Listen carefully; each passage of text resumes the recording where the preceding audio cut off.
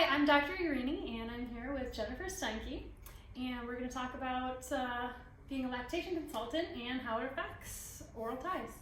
So, Jennifer, Yes. As a lactation consultant, tell me a little bit about what you're looking for that would be cause of concern for a mom to even have her baby evaluated for lip and tongue ties. Okay, so I would say labor and delivery is where I come from. Like, that's my background, is being a labor and delivery nurse. I'm working at the bedside with mamas and babies as soon as they're born.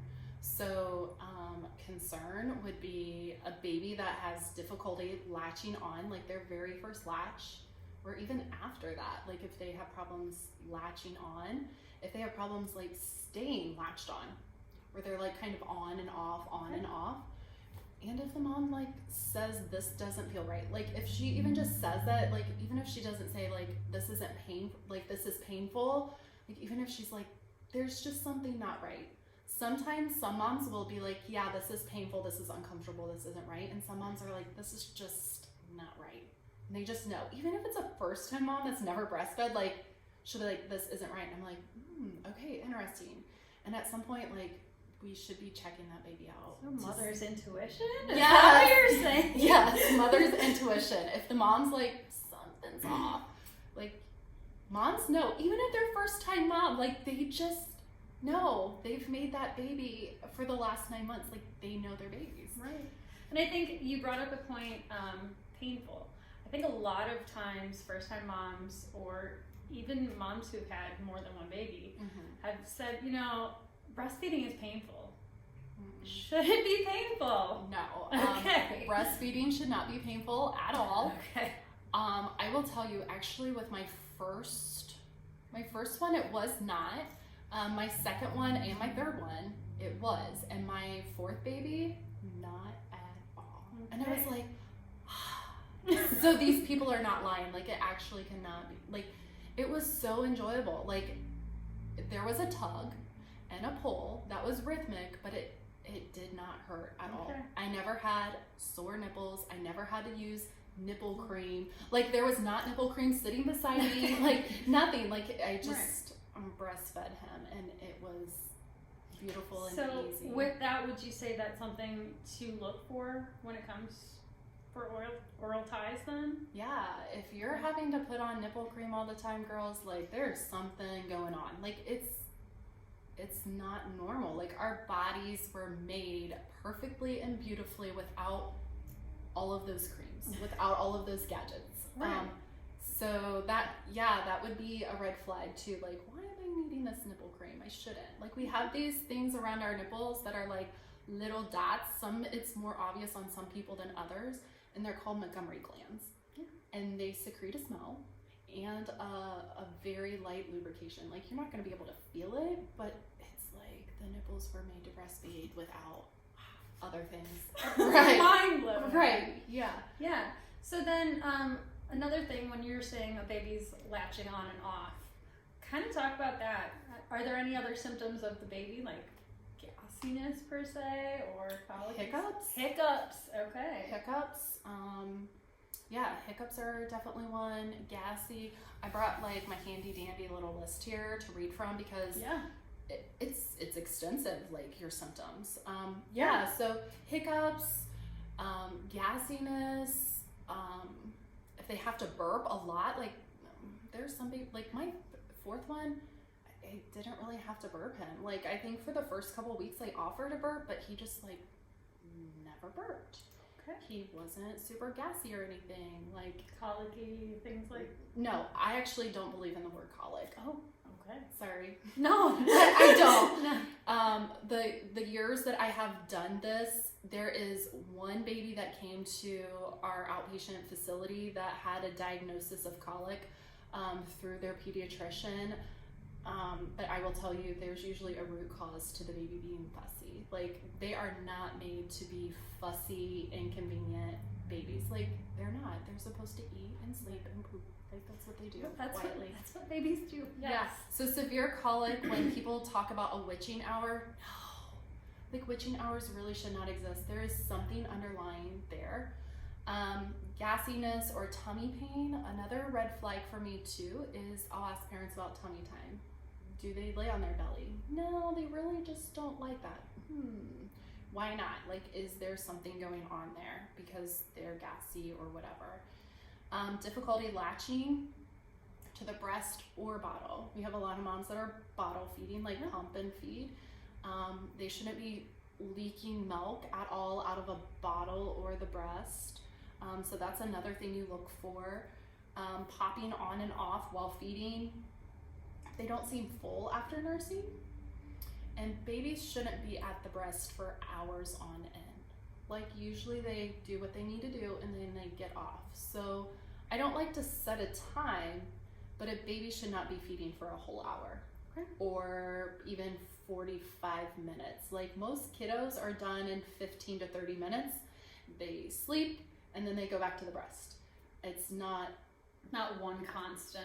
Yeah. Right. I had a mom yesterday that it's her first baby, and she said every time she feeds, it's like an hour, and then she gets maybe a half-hour break, and then it's an hour again. And now the baby's old enough, she's noticing her supply is starting to change. Yeah.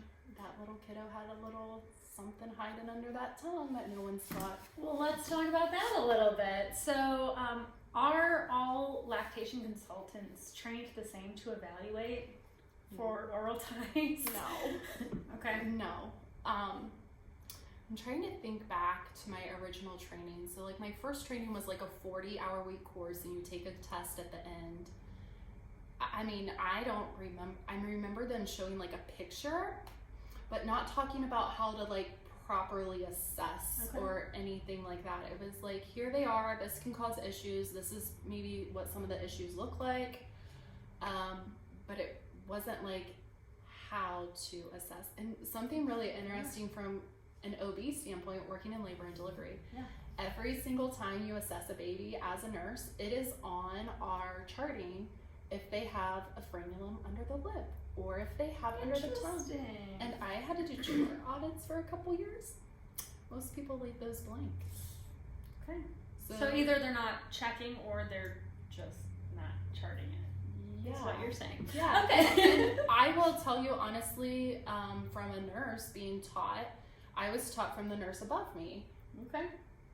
To look for them, and the only ones we were really charting was the ones that were like to the tip of the tongue. Other than that, everybody just kind of left them blank, because beyond that, it really wasn't like we had a good solid foundation of teaching. Right. Okay. Let's talk a little bit about preferred providers. Okay. So what is a preferred provider, and like who are you actually having a baby sent to for a full evaluation and revision? Okay, so I live north of Dayton, about an hour. So we have a doctor near us. His name's Bill Slonkowski. He's pretty good, and if he doesn't feel like he can treat it, but he sees an issue, he refers down south to the Dayton area. And that's my preferred place to send people. Okay. What type of doctor is he? Okay. Is he an MD? He's a pediatric dentist. Okay. That has sought out training with tongue ties. Okay. And has purchased a laser because his research is showing him that it's better to treat with a laser than scissors. You can treat with scissors, but most people that are doing it now will tell you that like the lasers are just better. You can have a better feel for what the tissue feels like when you're in there versus scissors, because how can you feel something from a metal object all the way up here? Like, they're just able to feel better. So tactile, sure. In the history of me being a lactation consultant, I've seen babies that go to ENTs. Okay. I've seen a lot of them have to go get redone further, because one of the classes I went to that talked about tongue ties, they talked about like if you remove so far back, it's like cutting a tree off in your yard, but the person never took care of the stump that's there. Right. So there's still something there. So it might look better because it's not blocking your view, but there's still some there that's not a complete procedure all the way. So just in our area, the ENTs in our area, I just don't feel like are doing a complete procedure all of the way. The moms are still having a lot of the symptoms after the babies are treated. So are these mothers who have also had body work done on their babies prior to and post? That's really good question. I doubt it. Okay. I doubt it. That's something that you also do as a craniofacial therapist. It makes a difference, yeah. So I prefer to send to the Dayton area. I love sending babies to Dr. Chris Coleman and Dr. Greg Nostein. And I will tell you, because I have job shadowed both of these guys, because I want to see what they're doing. I want to be in the office. So like I can hear, I can see, I can sense, and they're just amazing people. Like, these are dentists. They're both dentists. Yes. That are like extensively trained, and then they're teaching other people. So it's one thing to know how to do it, but it's a totally different thing to like do conferences and teach other professionals. That's a whole new level. But I've seen both of them turn people away. I've had Chris call me before and be like, so I saw this baby today, don't know what's going on. I see the tissue there, but I don't think that's their issue. And he sends them out. Dr. Nostein is actually who we saw with my kids. I had my older two kids done at ages 9 and 6 for speech. Why would you do that for speech? Okay. If they weren't caught, guess what? My milk dried up early with both of them. And at that time, were you even aware of what you were looking for when they were babies? No. When they were both, no. With either of them, I was not a lactation consultant, but I did work in labor and delivery with my second one. But yeah, like my second one, like she was around 8 months, and I just like kept like not producing enough, and I was like, what is going on here? And then I went to a conference that talked about like, if we don't catch it as a newborn, what does it look like? And then what does it look like? And then what does it look like? And I sat there and I was like, those are my older two kids. My milk dried up early with both of them. Oh my goodness. So our family went down and saw Dr. Nostein. Okay.